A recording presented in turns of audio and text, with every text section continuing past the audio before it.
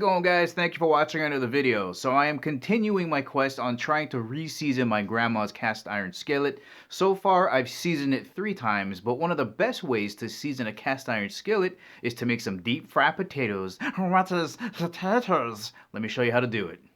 Alright, of course, first thing you gotta do is cube up your potatoes. I like making them in different sizes and thicknesses because sometimes you want it to be all crispy and sometimes you might just want a crispy outside and a softer inside. So it's up to you how you want to cube up your potatoes.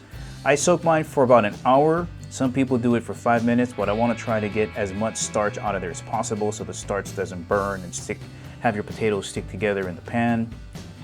Drain out the water, throw it in the micro for 5 minutes to soften it up just a little bit.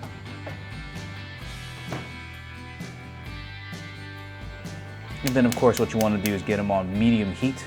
You don't want it too hot and you don't want it too low. It's going to take forever to cook. I'm using grapeseed oil here. There's already oil in the pan. I just want to show you how much to put in there because you don't want to drown the potatoes in there. You just want to deep fry them. Let me move this around so you can see what that pool looks like in there. That's just about enough there for 2 potatoes. All right, nice and hot. It's going to start sizzling. Remember sizzling bacon, that fake bacon? Throw them in there. It's going to start sizzling around. And then you want to move them around so that they're not stacked up on top of each other. The thicker ones, you want to make sure the thicker side is down. And that's pretty much it. You're going to leave them alone. You're going to cook them for 5 minutes. Maybe give them 1 stir in the 5-minute period. You don't want to move around too much because you want to form that nice crispy layer, that crust on the outside.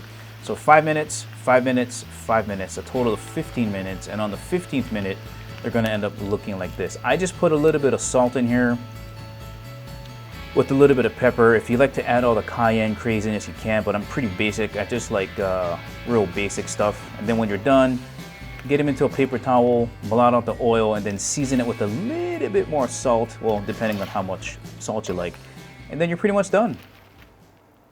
All right, so here is what I was talking about earlier about cutting the potatoes in different sizes. So here is a smaller one. And that's going to be a little bit more crispy versus something bigger like this one that's going to be crispy on the outside but a little bit soft on the inside.